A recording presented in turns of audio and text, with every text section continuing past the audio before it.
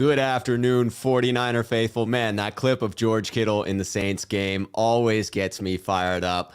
Very excited to be here for a special Saturday edition. You can't see his face right there, but you see that mug. I am joined today by Aaron of 49ers First Takes. The info is down in the description. Go follow the man on Twitter. Go subscribe on YouTube. Aaron, how's your Saturday going, my man? Not bad. Definitely always good when you can talk 49er ball with fellow YouTuber / friend and get us kind of ready to go into tomorrow's game. I'm good. I'm in a good mindset right now. I'm actually trying to be very positive about the Niners, so hopefully we'll keep it that way. Hey, it sets up to be positive, right? The Niners are riding high at the moment, sitting in that 6th seed, headed into a game against Atlanta tomorrow that seems very winnable. It looks pretty bright for the 49ers with regard to making the playoffs. And that's what got us thinking about the future. And in this one, certainly shows have been done this week ad nauseum, getting ready for the Atlanta game on Sunday. And we're ready for that game. And we wanted to look forward to the future and look forward to the 5 biggest questions coming up for the San Francisco 49ers in the 2021 offseason, where we're hopefully recovering from a fantastic Super Bowl victory, or at least some deep playoff run. But we wanted to get into those topics. All right, I see that we have lots of folks here in the chat as well. Fantastic. Good to see. Jamie Bryan appreciated the thumbnail. I thought that was good. Aaron came up with the idea of the Back to the Future moniker. We were talking about that movie. It came up. It seemed fitting. And so, yes, to smash Kyle Shanahan's face on Doc and to put Trey Lance on Marty seemed too fitting there. Sometimes I'm quite proud of myself in those thumbnails that I put out, Aaron. You did well.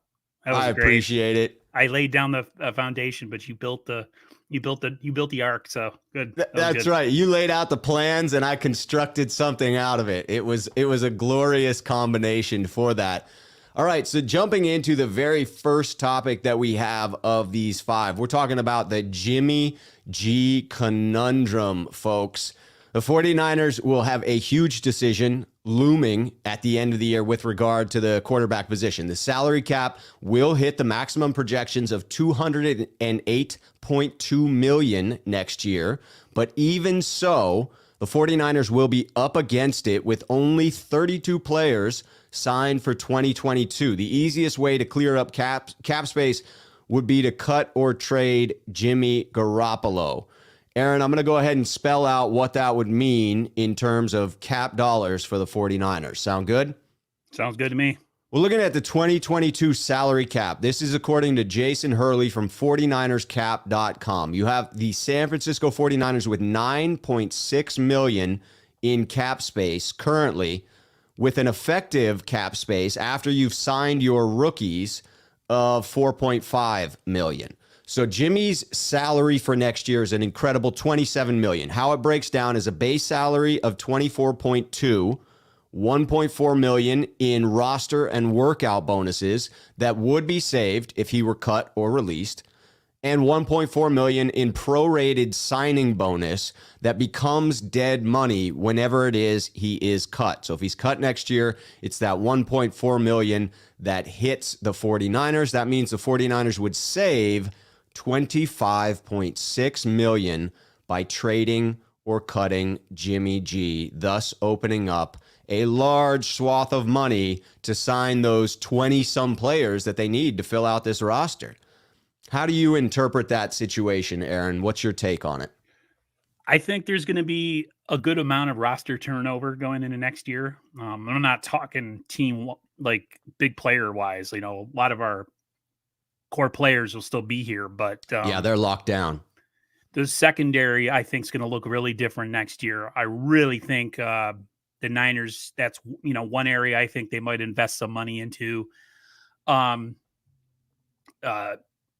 Resigning some of their own guys might not be as big of a priority this year just because of injuries and stuff. They might want to shy away with that, and we'll talk about that later. But they'll take that into consideration for the money they might have with Jimmy G. This isn't a Jimmy G hate stream or a Jimmy G like me going off on like, oh, I don't, whatever. It's the fact of the matter is that they cut him loose, whether trading him or releasing him, they save money.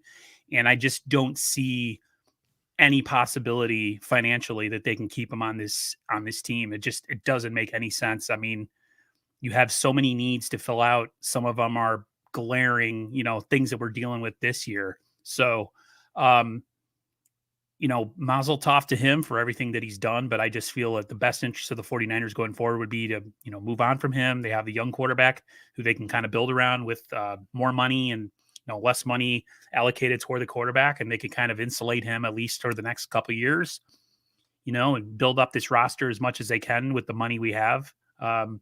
But yeah, the Niners are going to have some decisions as far as roster construction. And I do see a little bit of a change as far as, what we are currently looking at on the 49ers roster. Big time. I mean, just with the idea that there are 21 spots at a minimum that need to be filled next year, I think 49er faithful are looking toward how can we get Jimmy's money off the books in order to reallocate some of those quarterback dollars to other needy positions on the team. Sean 951 coming in, trade Jimmy G for anything. Armstead for anything. Ford gone. Extend Shire and Bosa. Get Aaron Rodgers. I think the last one may be a pipe dream. I don't know that the Packers would allow the San Francisco 49ers to get Aaron Rodgers in any scenario. I just think they would be just opposed to that on every level. But I do think Jimmy G will be traded. My anticipation, and Jan points out as well, we have no draft capital after trading up. We do need to readdress our draft needs and replenish the cupboard there.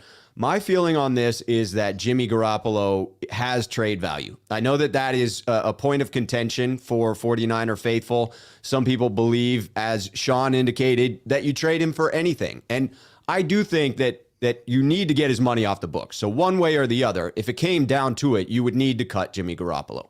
You need that money in order to sign free agents.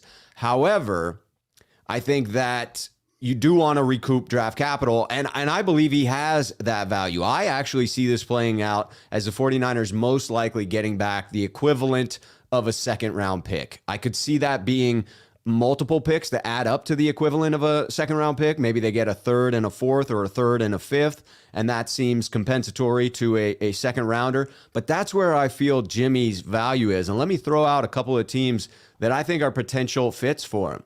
The Carolina Panthers, the New Orleans Saints, and the Pittsburgh Steelers. Those all three have been mentioned by NFL.com as potential trade destinations for him.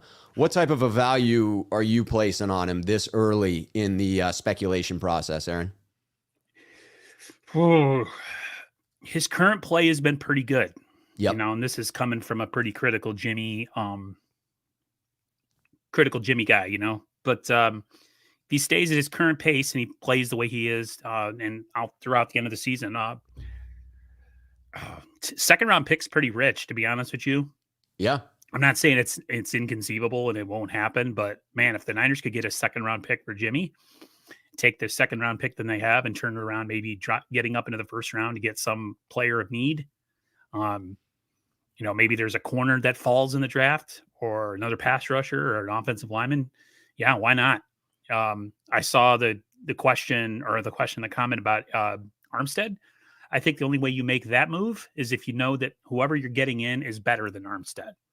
You don't make a lateral move with a move like that because that would be stupid.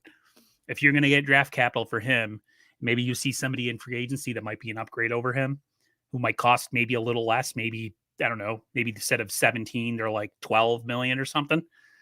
And they're, they fit the Niners scheme good, then yeah, I would make that move. But you'd only make that move, I think, if the player you're bringing in is better than Armstead. Because Armstead, as much as better I'm not than a big or fan of equal to for less money, right? You would need to replace him. You definitely have to replace him. He has value. It may not be equal to his contract, especially the number next year, but he does have value. He does have value. As much as I don't want to admit it, he fits this scheme. Is he worth the money he makes? No. He's not a $17 million player. He's like a $10, $11, $12 million player a year.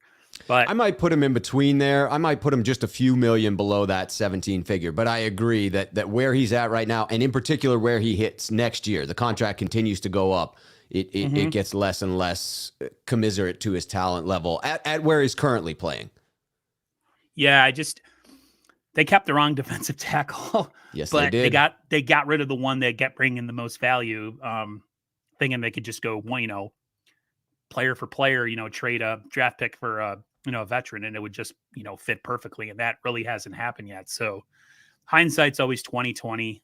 But Buckner was a special player, and the 49ers thought what they needed to do financially, and will elongate a Super Bowl window by trying to make, certain sacrifices with players that, maybe cost a lot and they can get some value in return. But, not every move you make in the front office turns out to be a good one. But yeah, the Jimmy, those two players could really help the Niners pick up some, not only capital in the draft, but some cap money as well. So whoever, I don't know who the person who was that put Armstead in that mix, that's definitely a good, I like that.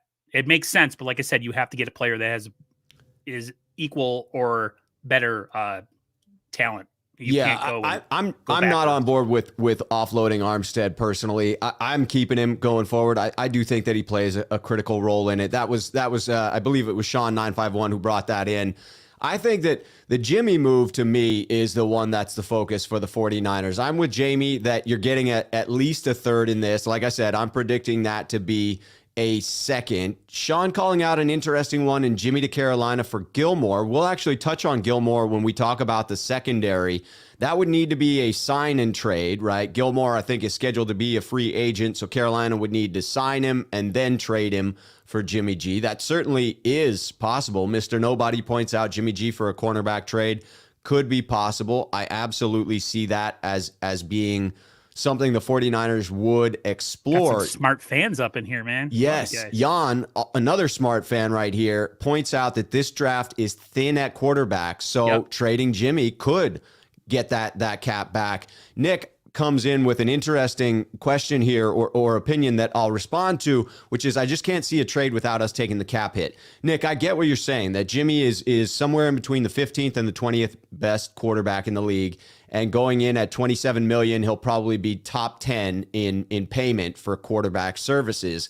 And so that's not commiserate. So you're saying to yourself, why would anyone go for a one-year rental?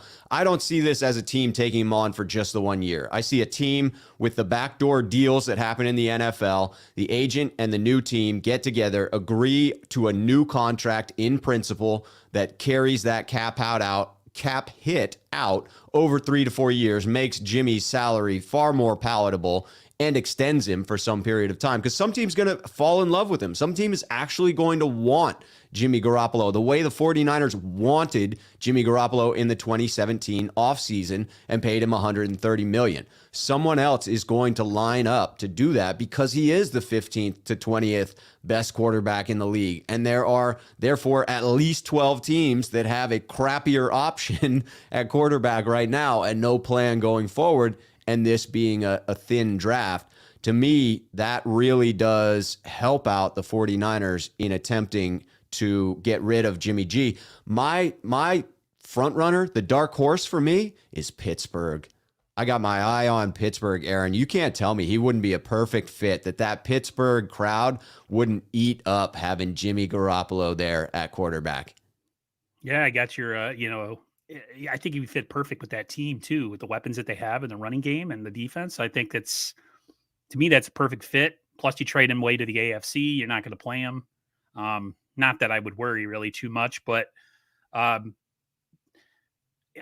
thought the Niners, when they weren't playing Lance early on in the year, it was, this reason or that reason. But I'm starting to think more than anything now, and I don't know if you agree with me on this, that it's been more and more of a business decision why they're continuing to play Jimmy. They're trying to get as much value as they can for Jimmy, and the more he plays and the more he plays well, the higher the value is going to be. So I see that's what I've been looking at. Yeah, I definitely see it more along the lines of how Steve Young it spells it out, right? I don't think it has anything to do with trade value. I think the 49ers and Kyle Shanahan are all about winning right now. They are all about each game ahead of them. And so that to me has to scream that Kyle Shanahan does feel that Jimmy Garoppolo gives his offense the best chance of being successful. If I stick to my core belief that Kyle Shanahan feels he needs to win every possible game this year, feels he needs to make the playoffs, needs to save jobs along his coaching staff, if I believe that to be true, which I personally do, then I have to believe what he's telling me by not putting Lance on the field, that he doesn't think he contributes. I'm disappointed in that. I'm disappointed in the coaching staff for that, because you're telling me you can't get a rookie ready for a package of 4 to 5 plays a week. That's a pretty sad statement, right? I mean, you're supposed to be an elite NFL coaching staff. You're supposed to be this creative genius, and you're unable to do that. So that, to me, that's what it tells me in that. But I understand the perspective of wanting to pump up Jimmy's stock. And if we were losing and not going to make the playoffs and still playing Jimmy, I could see that being the reality. But considering we're still in the playoff race, I have to go with winning being the most important. And I agree with you on that as well. I to me, it could be just by osmosis that it could be both, because, you know, you do want to have as much value for Jimmy when you eventually move on from him. So him playing well does help you, and him staying in the lineup does help you. Yes, it does. But at the same time, if we critically looked at this team before the season and thought they were, you know, at least could get a run out of this team, and if Kyle in the front office really believed that about this squad, then I can understand why Jimmy has stayed the starter. As much as I would love to see Trey's going to make mistakes. Trey's going to maybe lose us a game or two just with his inexperience and his inaccuracy, and, you know, he's not experienced enough where, as much as Jimmy gives us a reason to punch our TV or kick something, he still knows the offense as good as you need to know it. He knows where players need to be. He knows the checkouts on, on audibles and all that stuff. And as much as me myself would love to see the future, and I've kind of ran my course on the whole Jimmy thing. Yeah, I understand that side of it too. I'm being a rational fan. Early in the year, I was very irrational. I was calling players names and just wanting to blow up the whole thing and just being super negative. But now that the Niners have made a run for it and they've given me something to be happy about, I'm starting to kind of not be so emotional and kind of actually use my brain. And so I can see both sides of the argument. I definitely think that your side is valid, but I think maybe at the same time, just by osmosis, the whole value thing for Jimmy is also, part of it too, because, if he plays well, they get a better, they get a better player via trade or draft pick or whatever. Yeah. So him playing bad wouldn't help his stock. So I'm all for both reasons being the reason, but I definitely can agree with you. Yeah, that makes sense. Sean 951 coming in to talk about the packages for Trey. I don't see it as not ready for 4 to 5 plays a game. Shanny said he can't get in rhythm going back and forth with quarterbacks. Have to trust him. No choice. This is actually the one instance where I'm not 100% trusting Shanahan. Yes, I believe what he says when he talks about rhythm and when he talks about finding weaknesses in the defense, and that he then has to do that again for Trey Lance in attempting to work him in on rotation. But I don't think that's an excuse for not finding ways to use him inside the red zone for specific plays that it really doesn't matter what the defense is doing, right? When you have true 11-on-11 football, there are specific points in the game inside the 5, in between the 40s on 2nd and 3rd and short, where I don't care what the defense is doing, you don't need to have an advantage other than the fact that you're playing 11-on-11 football. So that's the one area where I do trust what he's saying about getting into rhythm, but I think that there are 3 to 4 opportunities for a single play that you could work Trey in regardless. And I believe that would be so beneficial for this offense and also for Trey's development as well. So that's what frustrates me there, Sean. But I get your point for sure. Tommy Huxley coming in just to show a little love. Aaron is the GOAT. What's up, Tommy? Good to see you. Agree. Tommy's a GOAT with that guitar, man.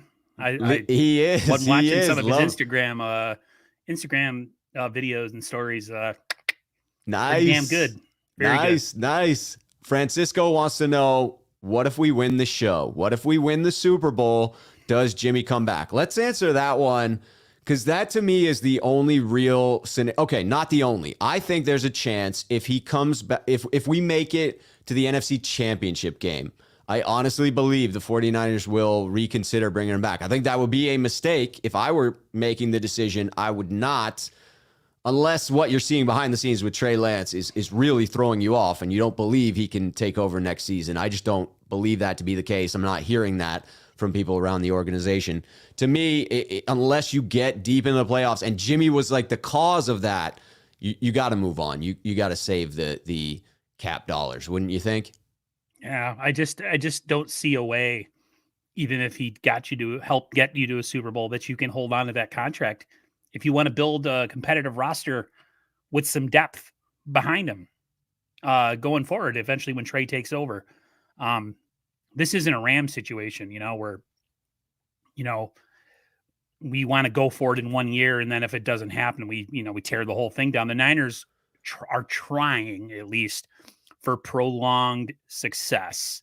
And the only way to do that is to, what Bill Walsh used to do, is move on from players maybe a year or two early to get as much value as you can for them so that you can keep adding good players to your roster with either the draft capital that you get from them or the money that you save moving on from them. And to go back on the point you were making about not being able to work Trey in, I mean, Montana used to come in on Steve DeBerg led drives when Montana was like a rookie and a second year player. And then he would come in, on the goal line or towards, in the red zone and throw a touchdown. And what Bill Walsh was doing is he was putting Montana in positive situations to build his confidence as a quarterback. And I feel winnable there's a downs. way to do that with Trey. Yeah, put Trey in at 1st and 10 at the 20-yard line. I'm sure he could find a way to get the ball in the end zone, whether with his legs or with his arm. I have no doubt in my mind in that kid. But that's a whole nother ball of wax. Yeah. Yes, indeed. All right, celebrating a new member to the channel. We've got a new sneakerhead, just a dude, man, has joined the sneakerhead community. Welcome. We will have our video call-in show again soon. Debating, I'll put out a poll whether we want to have one Christmas Eve. That may be an off day, and we'll start the week after. We got Luke Luna coming in. He's over there tattooing and listening, sending love to Tommy, myself, and Aaron. Luke, appreciate that, as always. All right, let's jump into our next topic here. This one's going to be not quite as heated as the Jimmy G conundrum because let's be honest, Jimmy G is the most polarizing topic in Niner faithful nation. This one is about that thin secondary and how we might rebuild it. The 49ers obviously bet pretty hard this past offseason that Jason Verrett would last the majority of the season. And if we go back in a hypothetical, if he had, and he and Emmanuel Mosley, that would have been a very solid pairing with elite upside. Like, you understand what the logic was, but we all know how that worked out. When you compile the injury to Verrett with a choice to take a third-round cornerback that was out of the 2020 college season, right, sat out, the 49ers were then left without realistic depth behind their starters, one of whom was very injury-prone. Hence, you have Josh Norman. So the 49ers have to address the position next year. It just seems, right, Aaron? It have to, a must. It's just so obvious. They still have a couple of things I'll set up before we kick into this conversation. They still have Emmanuel Mosley under contract for one more season. He is, though, at a fairly modest rate of $6.7 million for next season. Not terrible if he's starting, but far worse than his $2.6 million figure this year. It makes you wonder if they'll look to extend the deal, bring that number down for next year, and maybe get him for a couple years more. Because he looked solid when starting this year, right? Got the high ankle sprain, but looks like a very capable starter. And if you could keep a contract that averages somewhere in that $6 to $7 million figure, that's very reasonable for a starting cornerback in the NFL in the 2021-2022 seasons. You can't really cut him his dead cap would be 3.8 million. So in a season where you're looking at tight cap figures, 6.7 to keep him, 3.8 dead to cut him, it feels like you're probably keeping E-Man. So you got one position locked down. How do the 49ers address the rest of their need going forward? So let's start out looking at it from a free agency perspective, Aaron. We have a couple of interesting choices up here at the top of the free agent cornerbacks. Stephon Gilmore is one of them. You have Joe Hayden, Kyle Fuller, Chris Harris, and Patrick Peterson. Those are just your top 5. And I'm like, will you say those one more time for me, Aaron? Stephon Gilmore, Joe Hayden, Kyle Fuller, Chris Harris, Patrick Peterson. Okay. Yeah, so Silent Seth is all about Joe Hayden there. That name does excite me. What jumps out from you for you from that list? You always need to have a good veteran corner on your team, and I know a lot of people are saying, we want to stay away from that. You see a guy like Patrick Peterson. I still think he has a little bit left in the tank, personally. You see a guy like Stephon Gilmore who's been doing it. I know Gilmore and Hayden are both old, but the Niners need to have some experience because look what they're dealing with right now. I mean, behind Josh Norman, you have 2 rookies and you have a guy like Dante Johnson. That doesn't inspire a lot of confidence into me and to most of the fan base. So the Niners would be smart to maybe invest in more than one veteran if they can afford it. Interesting. Maybe double dip in the free agency pool. I definitely would. You don't have to go top guy. Maybe go with the guy that makes a little bit, and then maybe down the road, down the line, maybe go to a guy that's a little bit less well known but is a solid player. Right. You add that to Mosley and the rookies, and then all of a sudden you have some cornerback depth. You can't go into it like we did this past year with pinning all our hopes on Jason Barrett. That was a foolish move. Totally agree. Totally foolish. You have to double dip in this one, whether it's in free agency or dip one toe into free agency and one into the draft capital. Yes. I totally agree. I'm going to come back to this topic in just a second because I see that we got Sunshine Good hitting the last topic with a super chat. So I'm going to bring that in, and then we'll come back to this topic. This one's on Jimmy G. Sunshine Good. What makes you think Jimmy G actually wants to come back, even if Trey is bad? And if Jim wins elsewhere and we go back to losing, what happens with Kyle? Well, let me start with the second part of that question there. I would wish Jimmy the best wherever he goes. I'm a Jimmy fan personally. I like him starting for the 49ers this year. I still want to move on to Trey Lance next year because strategically it makes the most sense in my mind that you don't want to allocate too large of a percentage of your total cap dollars to the quarterback room. And Trey Lance's deal, while a rookie deal and inexpensive, he was still the 3rd overall pick. So it's not cheap. He's still making in the neighborhood of 10 mil next year, right? I mean, it is not super cheap, even though it's a rookie deal. And so if you've got Jimmy at 27 and Trey closer to 10, that's a very expensive quarterback room. So I think you have to move on, and I would wish Jimmy G the best. I would hope that he has success elsewhere, and I don't think that success would shine or cast a bad light on Kyle Shanahan negatively. I think Kyle Shanahan's success or failure with Trey Lance will dictate what happens to Kyle. So this one, the first part of it, what makes you think Jimmy actually wants to come back even if Trey is bad?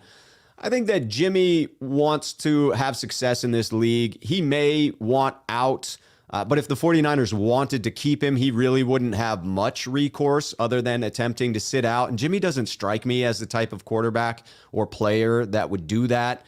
I could see him behind the scenes lobbying to be traded, but if the 49ers played hardball and wanted to keep him, I'm just not sure that he would have the leverage to get out of that last year of his deal. And quite honestly, to get paid $27 million, if the 49ers pursued that option, which I don't think they will, you would think Jimmy would be happy with that, to make $27 million in a year. So my hope is that the 49ers do send him somewhere he can be successful, like Pittsburgh. He is successful there. He gets the contract he deserves, and we move on with Trey Lance and have to, trust that Kyle Shanahan was right in selecting him and can develop him. The thing with the whole Trey Lance situation is you have to cut the cord eventually. You have to go Right. on with the young quarterback because of how much you gave up. A lot of times I'll say it's a meritocracy when it comes to NFL rosters and who starts, and the best player gives you the best chance no matter where he's drafted, if he's a free agent, whatever. But when it comes to franchise altering moves like what we did going up to trade for him and getting, that third pick, they have to move on at some point. And I do wish Jimmy well. I hope Jimmy does well wherever he goes. But the kid has to get his feet wet. You can't keep putting it off, another year. The Niners would be smart when Trey starts. I would still bring in a veteran quarterback as a backup. Yeah, 100%. You have to. Someone like a Fitzpatrick type guy, a guy you could pay like, $10 million to sit on the bench, who, if something happens to the kid or the kid has a struggling, he hits a bump, that you can have him come in and help him out. This whole, we got to worry about what's going to happen. The Niners made that decision when they traded 2 first rounders and traded a first rounder within the first round of the draft and drafted a quarterback with the lack of experience that he has. So you can't be afraid as an organization. You have to trust your instincts and the decisions that you made as a franchise and as a front office and go forward. And, it is what it is. We got to see what we have. All the rest of the quarterbacks are struggling right now. So, the kid's going to struggle. Yes. But I think he has enough physical talent upside and mental upside that he eventually will get on the other side of that. A lot of these young quarterbacks like Zach Wilson, Trevor Lawrence, I'm missing one right now. Mac Jones has had his struggles this year, but Mac Jones is in a really good situation with a really good he came coach. in with a much higher floor and into a system that he was a great fit. But Justin Fields, I think, is the other one you were looking for. And there's Justin Fields too. So I'm not really worried about Trey Lance. No, I feel like if you could build an offense around Jimmy Garoppolo's deficiencies and things that he can't do well and still have a pretty successful offense, I think you can do that with a second-year quarterback who has a lack of experience. There is ways to baby certain players and bring them along and help them schematically, or how much playbook you give them, whatever. So I'm not really worried about that. Not one bit. Okay, so let's get us back on track. I took us off for that one to answer the super chat. It was back to the first topic around Jimmy Garoppolo. I'm sure we fired up the 49er faithful fan base even more than they already were with what we were talking about with Jimmy G. But getting back to the cornerbacks that we were speaking about, we went through and listed the top 5 available in free agency. I mean, Matt Schuh brings up an excellent point here in asking to get an age check on those cornerbacks. I think there's some fear in the comments. I see someone linked one of the guys that I'm actually a little more fond of from that list, Gilmore, would be our Sherman. That some of these are a little long in the tooth and potentially would be a little bit old. Although now that I'm looking at Sean's earlier comment, I'm thinking he's on board with me that he likes Gilmore and means that he would bring the veteran savvy coming in. So I think that's my pick out of the free agents. And I agree that you have to double dip. The 49ers were just too thin at the position this year.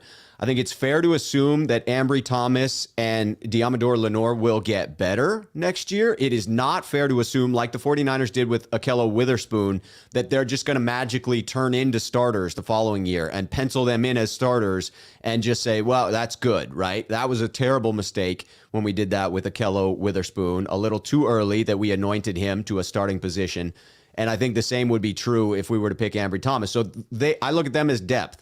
So now I'm saying you need to go into that 2022 draft and take something. You do not have a first rounder this year.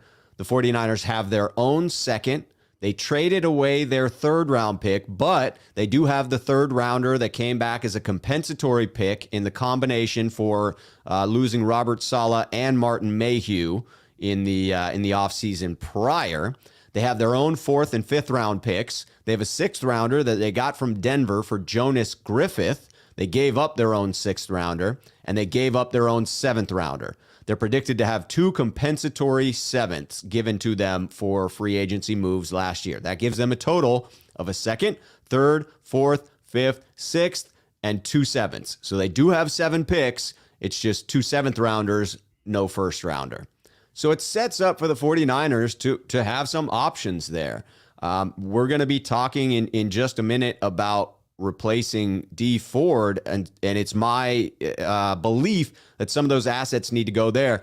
But I think you have to invest pretty early in the cornerback position. I'm going Gilmore or comparable in free agency, and then I'm spending a pretty high draft pick on a cornerback as well. What are you thinking, Aaron? Totally agree. Grant Cohn made a good point about the Niners not prioritizing secondary, and especially with the current scheme that they ran with Saleh, secondary being secondary in the way you build that type of defense. And I think the Niners, even the old Niners of old, would double dip and dip back into the draft and try to fill positions that they already had greats and Hall of Famers at, because you can never have enough good players. It builds the best type of team because it builds competitiveness within the team. So yeah, go high with the corner. If you can get anything for Jimmy, and you can get anything for another player if you end up trading him. I think Jimmy might be the only one we actually get anything for, if you think about it. So if you can get another second for the guy and you have 2 second-round picks, why not take a corner? Why not take 2 corners? Why not? Nothing's off the table at this point. You have to get that secondary and make it a priority for this team, because man, they're so thin right now, and they have those 2 young guys out there that I really don't have much confidence in, to be honest with you. And it has nothing against them. It's just they don't have that experience. And so do what you got to do to bolster a team in areas of weakness. Don't think that you can just plug and play, off injured players all the time and think that that'll take care of it and use the cheap method. Sometimes you actually have to put assets into it, whether it be the draft or free agency. You got to spend that capital. You got to allocate those assets in an intelligent manner. Jay Tan does ask, don't you think the future starter at corner is Ambry Thomas? Comes back in to say, or perhaps Diamador Lenore. In answer to that, it could be. I don't think we've seen enough from either one of them. That was my point earlier. I don't think we have seen enough from either one of them to go into next season and pencil them in as a starter. I feel that would be a mistake, and equivalent to what we did when we went in with Akello Witherspoon penciled in as a starter, and that turned out to be a mistake, right? We quickly learned that he hadn't taken the next step forward, and therefore, again, unless we see something through the remainder of this season from those 2, then I think you got to go elsewhere and just count on them as backups and count on that maybe they will improve, and then you have depth at cornerback. Heaven forbid you have depth at cornerback. James, with the age checks, next season ages. Gilmore, 32, so you may be cautious about giving him a long-term deal. Hayden, 33, even more cautious because he appears to have fallen off a little some in the last few years, by my own opinion. Gilmore, not so much yet. Kyle Fuller, 30, and then Peterson, he'll be 32 as well. So that is a reasonably elderly list of free agent cornerbacks. And Jan asked the other question, are these guys going to be affordable? So you have them, they are advanced in age and probably not. Probably going to be pretty expensive. Breezy Cheeks has it right here. Gilmore, too old and expensive. So it could be that the 49ers get cheap at the position and don't want to spend that type of money. I could see them wanting to stay more in the, say, $10 million range for signing a free agent cornerback. And therefore, if they did that, you've got to move up that draft pick. You've got to think that they're going to go cornerback earlier in the draft if they do not go cornerback heavy in free agency. Yeah, I think we're in agreement that they need to double dip. Oh, they definitely need to double dip. You can't be content. You can never have enough at a position like corner for some reason. I don't know. And pass rush. Those positions always to me seem like you can never have enough. especially Yeah. especially pass rush. You can never have enough of that. Never. And we're transitioning right to that topic after Sean's comment here. Those cornerbacks will not have leverage at their ages. They will get up to 3 years at the most. Get Gilmore. If that's the case, if free agency plays out that way, if teams are not cornerback needy, if they do look at those ages and say to themselves, well, we're not going to invest a significant amount for those individuals, and you can get a deal done on a 3-year deal for Gilmore at a reasonable average per year, I'm all in on that. We'll touch on this one later, Sean, getting Verrett back on a 1-year deal. We're going to talk about the Moneyball strategy around injured players in just a bit. But you hit it, Aaron, talking about edge rushers. Pretty important. Replacing D Ford. D Ford's window for activation this year closed on Wednesday of this week. 2021 is officially over for the edge rusher. The 49ers have been hamstrung by the decision to pay Ford such a big contract after trading for him from Kansas City with that second rounder after the 2018 season. Ford did play an incredibly high number of snaps for Kansas City in 2018. That was just never the case for our San Francisco 49ers. He played a critical role in the efficiency and the production of the defensive line in 2019, even with missing that considerable time. But unfortunately, he was a non-factor in the most important game of that season against his old team in the Super Bowl. And now the 49ers are looking at the remainder of his contract and trying to figure out what's next. Aaron, I will give the contractual breakdown, throw it over to you. You correct me if I say anything off here, because this one's a little complicated. But this is the cap breakdown as best we can. And thanks to David Lombardi of The Athletic, who broke this down in one of his more recent articles. This is where I'm pulling the figures from. So the 49ers just are not going to cut him this season. They won't, because that would accelerate all future guarantees to hit the cap right now in 2021. So here are the numbers. It would increase Ford's 2021 cap hit from the current level. He's being paid $8.9 million. That's his cap hit for 2021 right now. That would jump to $20.2 million. And that means the 49ers would need an additional $11.3 million to take that cap hit. They don't have that cap space in 2021. So they can't do that currently. They purposefully renegotiated the contract with Ford this past offseason to spread some of that guaranteed money into the future, into next year. They don't want to undo that.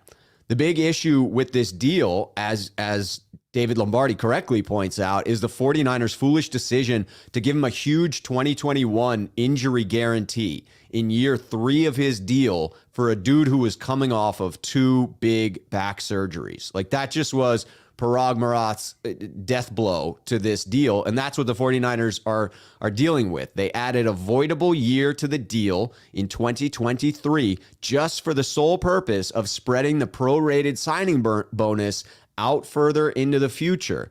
Whenever the 49ers cut forward, that money gets moved up and hits the cap now. So the most prudent move, if cutting Ford, would be in the new league year, cutting Ford with a post-June 1 designation. The 2023 dead money remains in 2023, and the 49ers would save D Ford's base salary of $2.4 million. That was a mouthful. Aaron, how did I do? You did fantastic. I am horrible at math, so I'm glad you took that from me.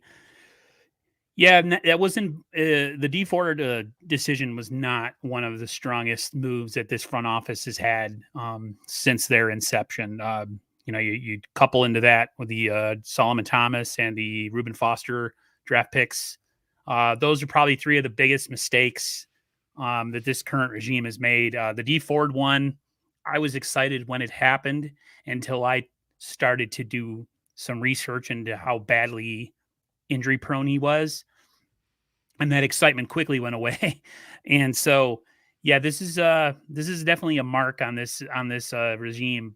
But regardless of what they do and when they eventually move on from him, they have to do something to replace him. This cannot be the Nick Bosa show, because Bosa, unfortunately, is an injury-prone type guy. He gets hurt. Yes, And unfortunately.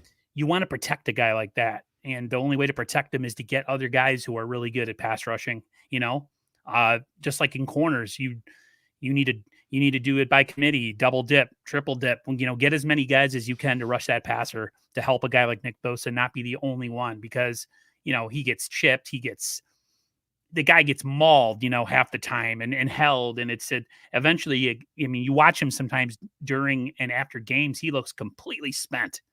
And I hate to see that. And the only way you can, avoid that is to, I didn't even look at the free agent pass rushers, to be honest with you. I did not take a look at that. I should have. We've got some names popping into the chat. We'll throw some of those in there for sure. And then, anything, the draft, like I said, if we can get another second round pick and we can double dip in the second round, maybe draft a corner with one and another edge rusher with another one. And I wouldn't be against them drafting an edge rusher later on in the draft too, as well. The way I look at it is you keep drafting at those positions until you hit, and you put that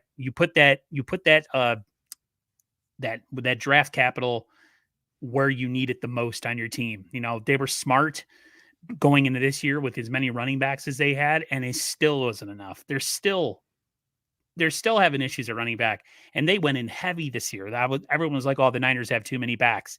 You can never have too many in the NFL, right? Especially with this team. So I feel like the flies. Same. Yeah, I feel the same with pass rush. You can never have enough. Corner and pass rush are so important. They work hand in hand. I don't believe the mindset that the Niners have kind of built their team by where you kind of go cheap in the secondary and you put all your eggs in the pass rush basket. I just don't believe in that, because then if you don't have an elite pass rush, you're cooked. You know what I mean? So, they're definitely going to be important for them to, if they can address free agency, do it. Yeah. And if they can get anything for Garoppolo and they can, jump back into the second round with another pick, I would definitely consider getting a pass rusher there as well. Yeah, in general, I agree with that theory that the 49ers have operated with, that you prioritize defensive line as the primary asset and the corners become secondary to that. I'm on board with that. I just think they've done it to too much of an extreme. I am all for investing heavily in the defensive line, and I think you do need a bare minimum on the outside, and the 49ers have ignored that or made poor decisions around that. I agree with Peter Lee's comment. Wanted to throw this in here. The Chiefs knew something with Ford's injury history, and that's why they traded him to us so easily for that second round pick. Niners fell for the bait. Just a bad trade when looking back. I think Ford less than half of the games. Yes, I think it's far less than half of the games. You read my mind. I've had people attack me on social media for that, saying it wasn't like, how can you say that? I'm like, are you kidding me? The Niners totally got bamboozled on this trade. They were stupid. The Niners. They say that they pay attention to medicals and all this other stuff, but it's apparent that they didn't, because it was a bad move. That's all you can say. They got shafted big time, and it's their own fault.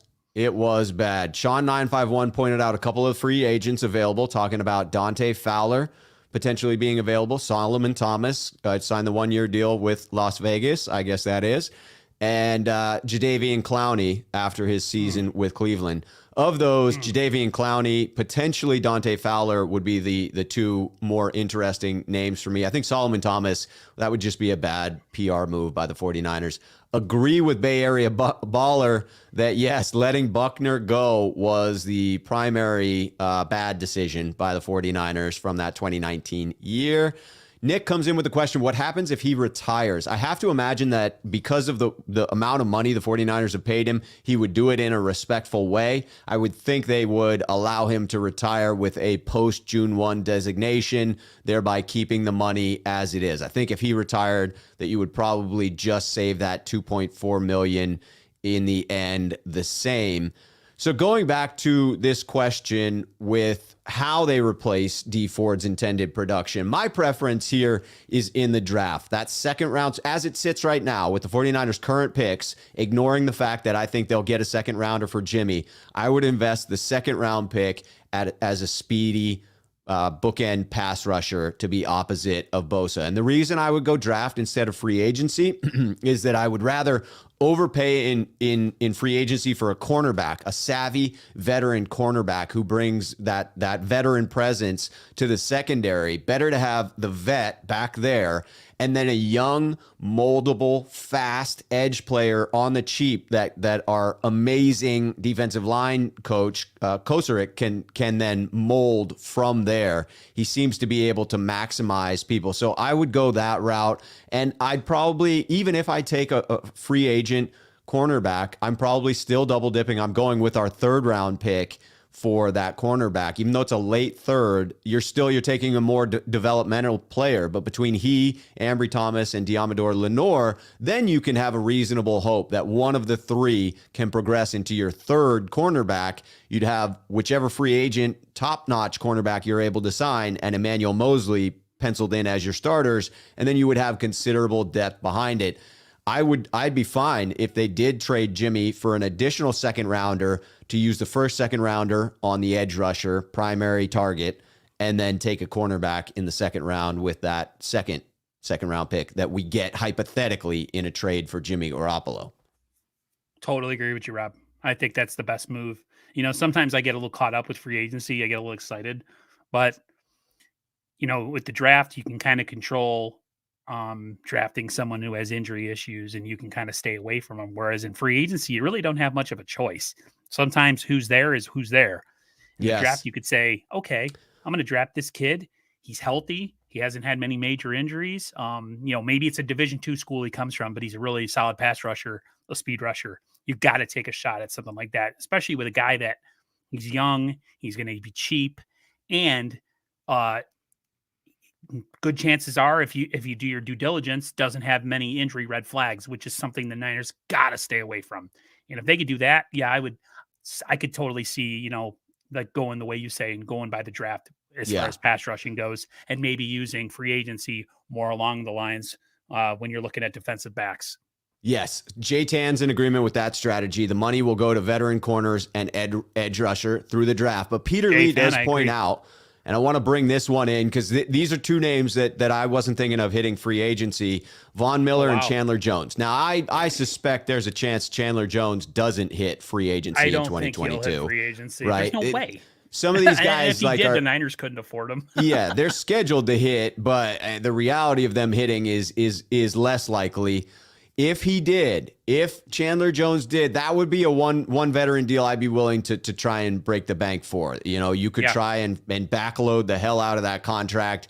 I don't know that you could squeeze it in. Like we said, it is really, really tight, but I would prefer the veteran corner route and probably draft that speed. We've got a couple of suggestions. Robert likes it. I think I'm used to veteran corners. Yes, we are.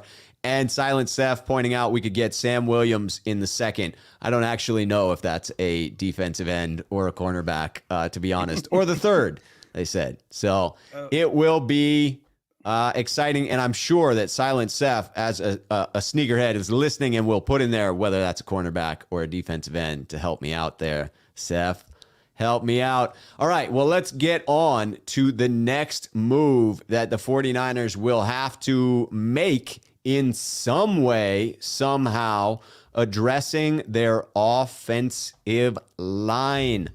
The 49ers, the way I break this out is that the 49ers seem to go from worst to first when you go from the right side of the line over to the left along there. Tom Compton, while extremely capable filling in at right tackle in the run game, is probably 64th out of 64 possible starting right tackles in the NFL when factoring in his pass blocking deficiencies.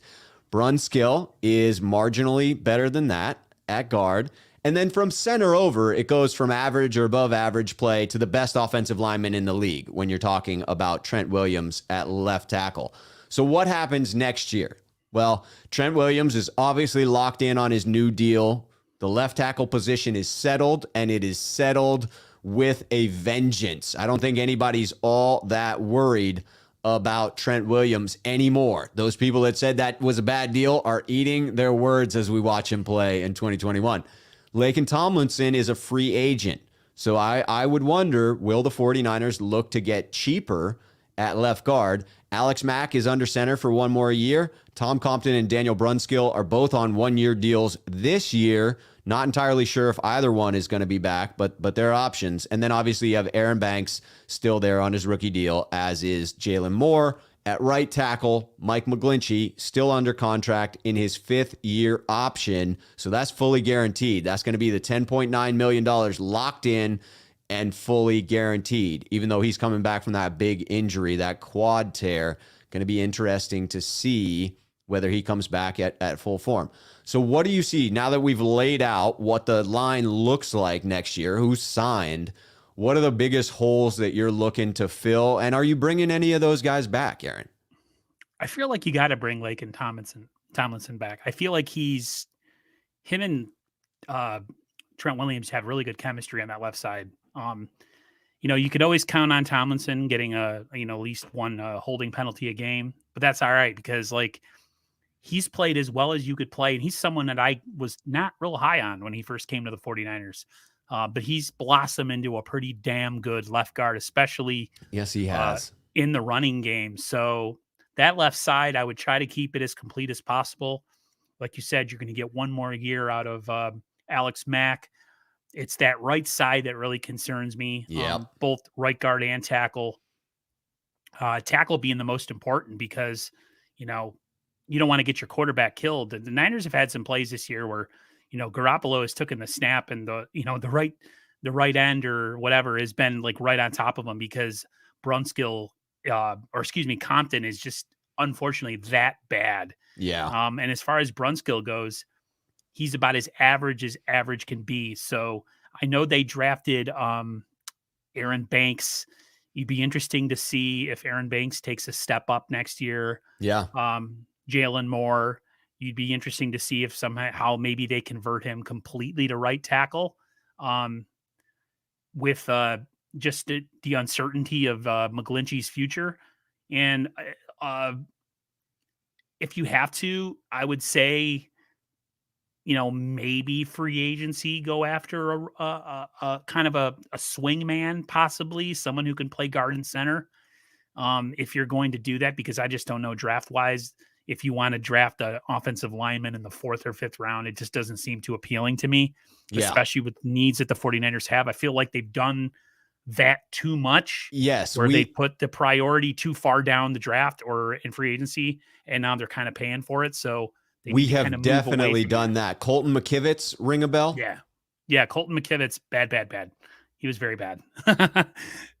I can't even believe it. He's not even on. Is he still on the team or did they get rid of him? Yes, he is. He is still a backup piece listed as backup right guard on the 49ers, left guard on the 49ers backup depth chart. Yeah, it's amazing that the Niners, for all the good they've done later in the draft, with finding guys like Greenlaw or an undrafted guy like Azeez Al-Shaair, man, they have really screwed the pooch on some of these players with some of the misses that they've had, especially offensive line wise. So, yeah, look for us, a guy that can play maybe guard tackle, maybe invest in free agency if someone who's affordable for, either position, right guard or tackle.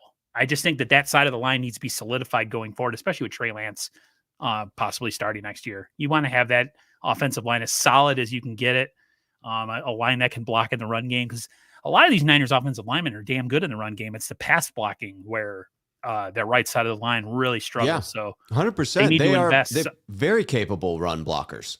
Yeah.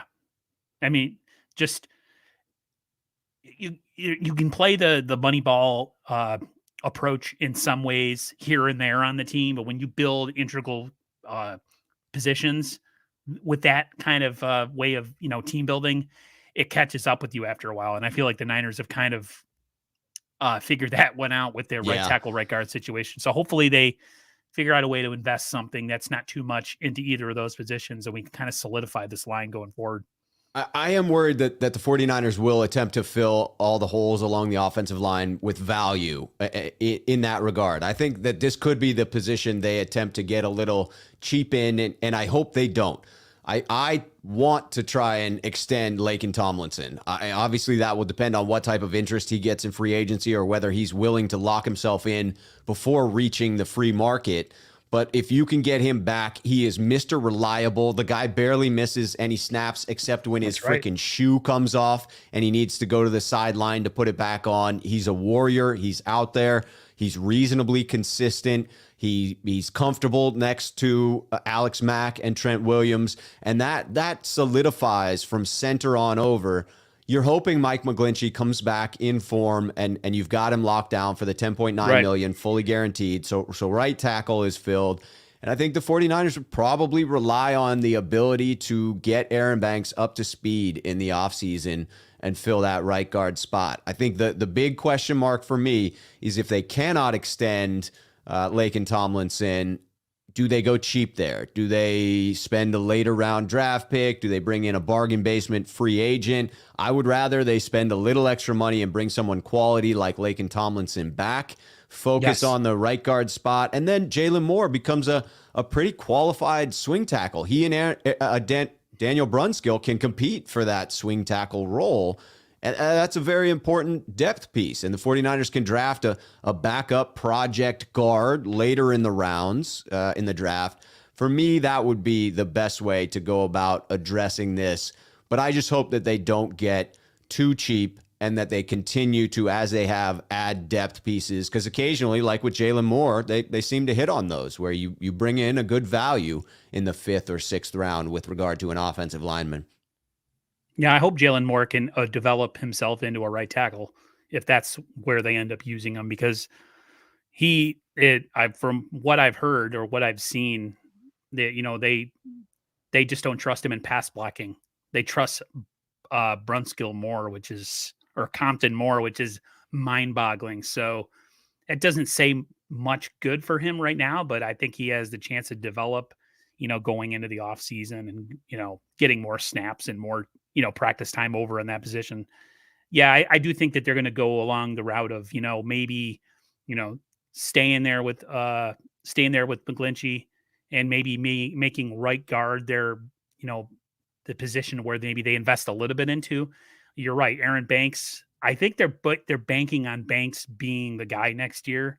Banking on Banks. They're banking on Banks. Nothing wrong with that. They're banking on McGlinchey coming back to close to, similar form.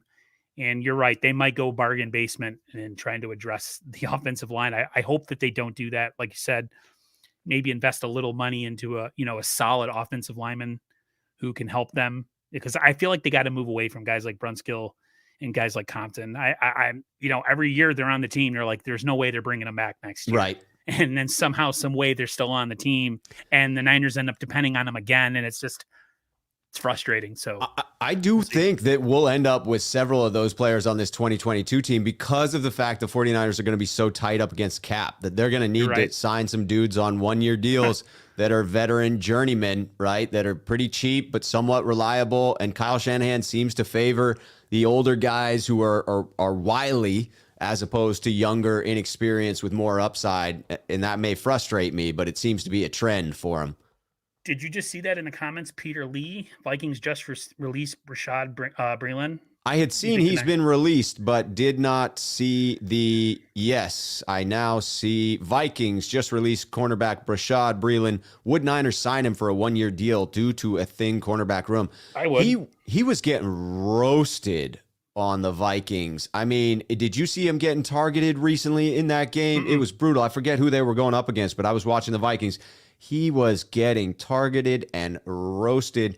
I don't know. I mean, the 49ers sure could use some depth. If it gets any worse or if Emmanuel Mosley is out longer term than it currently looks, I could see that being a route that the 49ers go. What are you thinking, Aaron? What the hell? Why not? The way I look at it at this point. There's not much cornerback depth quality out there. So, you get them, you hopefully never have to use them. But yeah, I mean, if it's a cheap deal, then I say, why not? I mean, at this point, that's about the best you're going to get at this late point in the season as far as cornerback.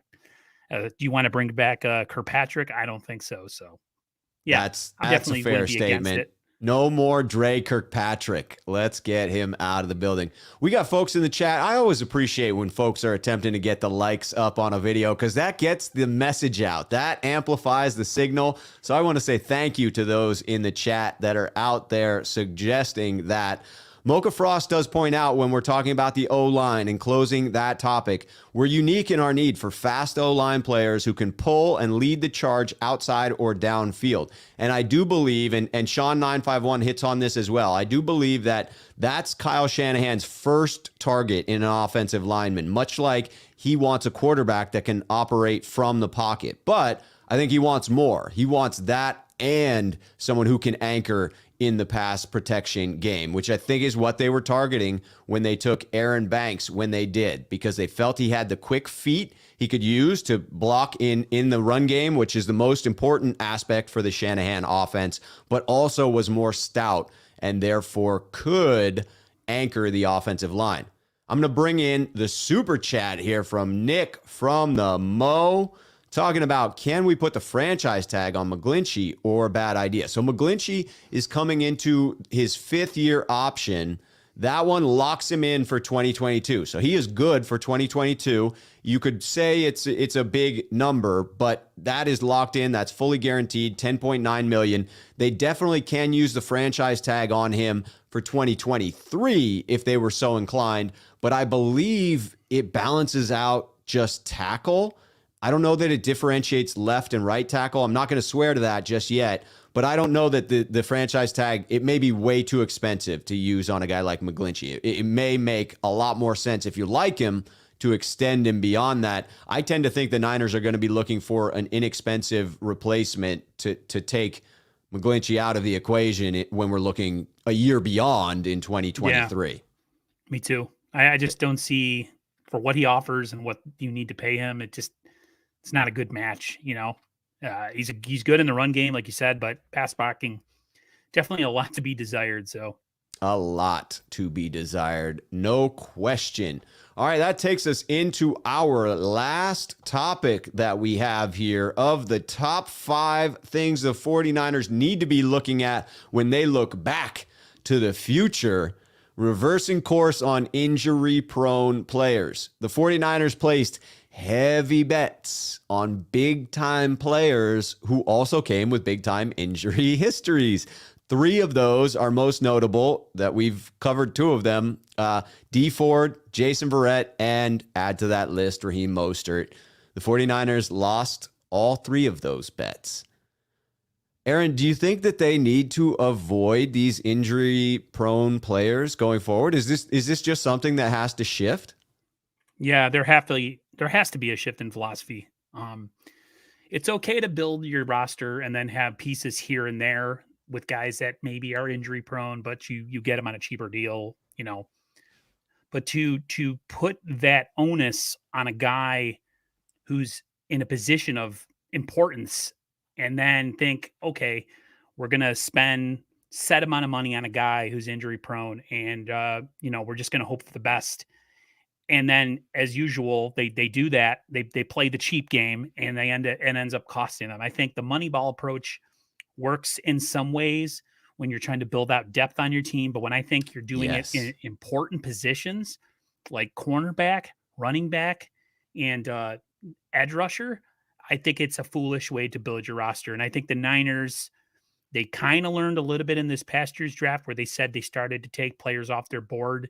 Yes, right. You know, they took a deeper dive into some medicals on some players. I think they need to do that. They did. They need to do that with their way that they had free agency as well. I mean, the Moneyball approach with guys that have injury pass is just, this team has been snake bitten with that. And the only way to avoid that is, or at least to an extent, because you're never going to avoid it 100% because football. No, this is the NFL. It's football, baby. Address the way you draft and address the way you approach free agency. You have to change that philosophy. You cannot go the cheap route. You can't go the route of thinking your health staff or your training staff is going to figure out a way to keep some guy healthy who's never been healthy in his whole career. It's got to change. It just has to change, because if you want prolonged success in the NFL, the only way to have prolonged success in the NFL is to have players that are healthy a majority of the time. If you look at all the best teams that are good every single year, for the majority of their teams, they're pretty damn healthy across the board, like all the time. All their best players are usually playing. So I hate to say it, that the D Fords and the Mosterts, as much as I love a guy like Raheem Mostert, you gotta, it's hard. You gotta look to the future, and you gotta start trying to adjust the way that you build your team. That's just my personal opinion. Have to.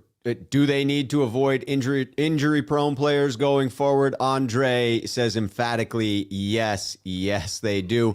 And Peter Lee, I was going to say this as well, that to me, this is very reminiscent of Trent Baalke years and his ACL fetish that he had in bringing in guys coming off the ACL. Peter Lee, did the front office just basically replicate Trent Baalke's injury prone philosophy? LOL. Yes, to some extent they did. I like this one. Charlie, this is very respectful, and I'm always down for showing a little bit of respect. Aaron, I'm going to bring this in. May we take a moment of silence as Demaryius Thomas is being laid to rest? Absolutely. Demaryius Thomas died at the age of 33, if I'm correct. I've not seen further details beyond that, but it is tragic. Anytime you lose someone at that age, I wish him and his family nothing but peace and wellness going forward. You said it. It's losing somebody that young, a parent having to bury their child so early. I can't imagine.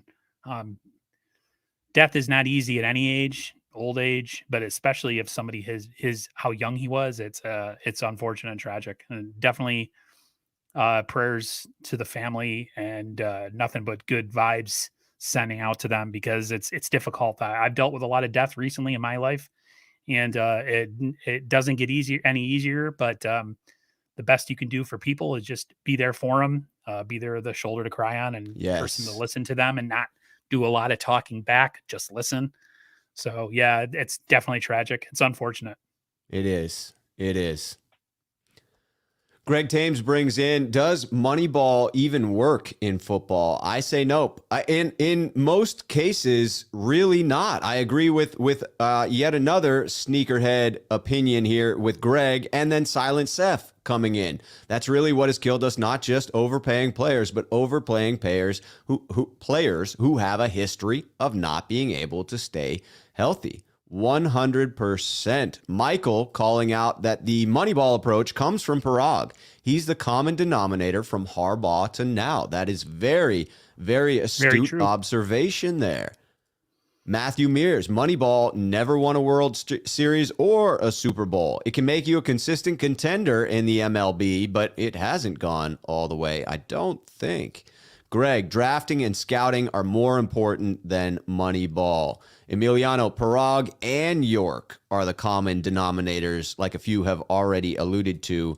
They are cheap. Before we get into the rest of it, I'll just share sort of my thoughts on it, is that they do need to distance themselves from this strategy for the most part. For the most part, they do. What feels like failed logic is addressing core starter roles with players that have long injury histories. You said it, Aaron.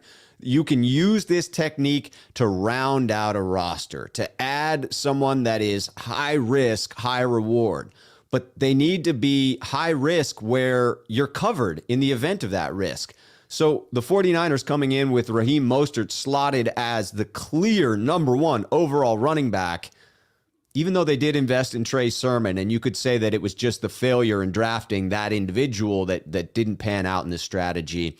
I don't think they targeted a Raheem replacement in Sermon. Completely different player. So they weren't trying to backfill that role in case they did lose Raheem Mostert. They got lucky in Elijah Mitchell falling to them in the 6th round, which saved the season, let's be honest. But Raheem Mostert is one that, am I willing to, as we abandon this strategy, if we fill the rest of the roster and free agency isn't kind to Raheem and we can bring him back on a cheap 1-year deal, that to me is a win. Absolutely. If you have already filled out the running back room and you can add an exceptional player, that's the time to make exceptions. Exceptions should be made for an exceptional player when you have already added depth pieces, when you're covered at the position. If in free agency you find a score at cornerback and then Jason Verrett doesn't get suitors, and he needs to come back to a team on a very discounted 1-year deal, and you already have a free agent that's healthy and Emmanuel Mosley slotted in as your 2 starters, and now you bring Jason Verrett in as the third, who would probably supplant Emmanuel Mosley as long as he's healthy, but now Emmanuel Mosley becomes your top backup. That's expensive. We said what you'd be paying Emmanuel Mosley next year. But if you get Jason Verrett on the cheap, now it's a deal. But you can't pencil those guys in as starters. And the same is true for whomever you replace D Ford with, that I don't think you're playing this money ball game any further. I'm relieved, like you are, that in the draft, they appear to have moved on from this strategy, right? They were stuck with a few players on the roster. They brought a few back on 1-year deals that were poor decisions. But at least in the draft, they've indicated they're moving on from the Moneyball approach, and they're going with guys who have shown consistency and ability to stay healthy. And that seems like the right path going forward to me. Totally. You can't build a roster. Your construction of your roster with important players can't be guys that have trouble staying healthy and on the field. You have to you got to be like the team that's like making a Super Bowl run, and you see them kind of like take a flyer on a guy like Antonio Brown, who's a known cancer, who's a known head case, but you don't really need him, but if he does pan out, he could be that guy that puts you over the top. Like the move when we traded for Emmanuel Sanders, Yes. 2019. It's the player that you're not really counting on. But if he does contribute, his contribution might be the thing that takes you over the top. But to build the core of your roster with guys that are always on the injured list and are always not dependable, you just can't do that. As much as I love Raheem, if Raheem is out there and wants a lot of money, I say good luck in your future endeavors wherever you're going. Mazel tov to you. I hope you have a great career somewhere else. But you got to separate. You got to start to make the tough decisions and move forward. So hopefully the Niners can do that. Yes, I agree. I agree with Paul here as well that Raheem Mostert and Elijah Mitchell would be incredibly fun to watch on the field at the same time. And then you can balance out the carries. You can get Raheem Mostert down to more like a 10 carry per game average, which seems much more sustainable for somebody that runs with his speed, his upright running style, and is somewhat fragile in taking those hits. If you can get him down to 10 carries, that means you can have Elijah Mitchell averaging closer to 18 carries, and now you're close to that 28 to 30 carries a game, which is ideal for a team that has a run-first identity like the San Francisco 49ers. I just don't know that any of these players will be looking to come back to the 49ers on discount deals. It could be that they're ready to move on as well. They may need the emotional freedom of just getting into a new environment. If I've continually been injured when I'm with San Francisco, maybe I feel like my chances are better just going somewhere else, just getting a clean slate. And let's be honest that 49er faithful are so fed up with injuries that they overreact when someone gets injured, and that can't be pleasant. You heard Raheem Mostert and his wife taking personal death threats and things of that nature, which I think is just complete bullshit, if I'm being honest, that anyone would talk trash to a man's wife or his family. That's disgraceful in my book. But you could understand why they might want a fresh start if that's the toxicity that they experienced. You heard Jerick McKinnon take shots at the 49er faithful on his way out of town because he certainly heard a lot of grief. And I get the frustration. I mean, Jerick McKinnon was a train wreck of a contractual train wreck for sure, and yet still a human being. Still someone that has feelings, that has a family, that needs to be out in public and doesn't want to get berated by people while they're out there, is struggling through their own injury. So in sometimes it's just the healthiest thing for both parties for these players to move on. It's not just about the Niners moving on from this strategy. It is also about the player getting themselves a fresh start. Definitely. And like I was the first guy when we were struggling this year, I was calling Kittle Mr. Glass, and I wasn't taking personal shots at him on his Twitter and telling him he's a piece of garbage and he needs to kill himself. No, it was just, I know how freaking good he is, and he just can't stay healthy. And it was me being a passive aggressive sarcastic. But at the same time, I told everybody, if he ends up playing well and he ends up, staying on the field, this, that, and the other, I said, I will eat crow. And I ate crow the other day and I was happy doing it, man. I have no problem eating crow when it comes to certain players. But Right? yeah, there's a certain line you just don't cross. You get No. personal and you start making comments about people and telling them they need to go kill themselves over a damn game. I think that's ridiculous. But you know, the Niners, like I said, there's more than one way to skin a cat when building a roster, but you also have to eventually take a self analysis and a self check and say, okay, this current way isn't working. If a guy wants to come back on a cheap deal and be, just an extra piece that would help us, then great. But as far as building core pieces and core positions on the team with guys that can't stay healthy, I think the Niners hopefully have finally realized that it's time to readjust that line of thinking and move forward and be, if you got to spend a little bit more money and eat a little bit more, salary on certain guys, and do it if it means that they're going to be on the field majority of the time. I am with you. Well said, Aaron. Well said. And I'm with Nathan here. I'll put out the challenge to anyone listening that we got to do better as 49er fans. We will have somebody who struggles with injuries going forward. It's a guarantee. This is the NFL. It's crazy just how violent this game is. And so we'll deal with this again. And as 49er faithful, as a member of the faithful myself, I challenge all of us to do better in wrapping our arms around those players and being respectful and coming across as good people that we all are. And I want to end on Paul's positive comment here around Jimmy Garoppolo. This is the type of attitude I love from 49er faithful. I want nothing but success for Jimmy because it's success for the red and gold, but really looking forward to Trey Area, right? Success for him. I wish him the best this year. I wish him the best in moving forward with another team. I just am ready for the 49ers to take the next logical step in moving forward with that quarterback they gave up a whole bunch to bring in. Well, Aaron, this has been a hell of a lot of fun. These were great topics. You had this genius idea of looking forward, looking back to the future. I appreciate you being on with me here today. Thanks for having me on. I just want to say thank you to you for being really supportive because, everybody knows who it follows me, what I've been dealing with lately with some mental health issues, and I'm out of work right now and just trying to get my personal self right. So when you were talking about treating athletes as human beings, that's kind of what we're talking about. People have struggles. People have lives outside of sports. Some might have mental health issues. And you're right. We have to become better as people and as fans, definitely. And I just want to say thanks to everyone who's been super supportive, especially Rob. Rob's been in contact with me this whole time. I won't be as much on my channel, guys. I'm probably going to be more on other people's channels for the foreseeable future. You won't be seeing many live streams, but for anybody that was in here today saying nice things, I just want to say thank you very much. And I had fun doing this. I did too. And I appreciate you saying that, Aaron. And I'll just leave people with this, that you never know who you run into on a daily basis. It could be a simple interaction you have with a checkout person at the grocery store. You don't know what that individual is going through.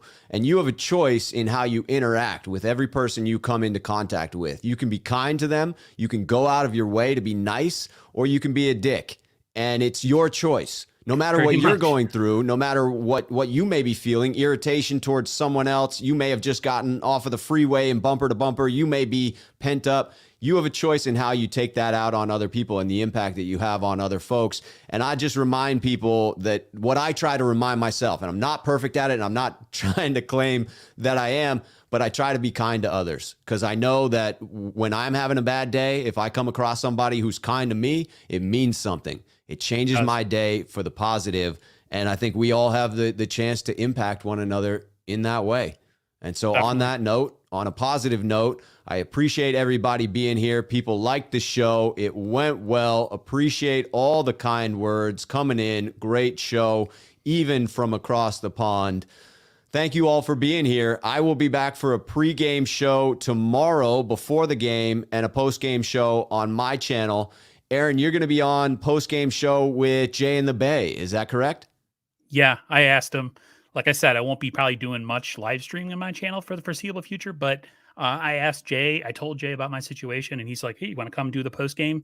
So hopefully we win tomorrow, guys, and you'll get happy, positive Aaron, because I don't want to be negative because Yes. it's Stay positive. it's toxic and it doesn't spread well. So like, hopefully we win and we have good things to talk about. Yes. Staying positive. All right. Let's beat those Falcons tomorrow, Niner faithful. Cheers to all of you. Definitely.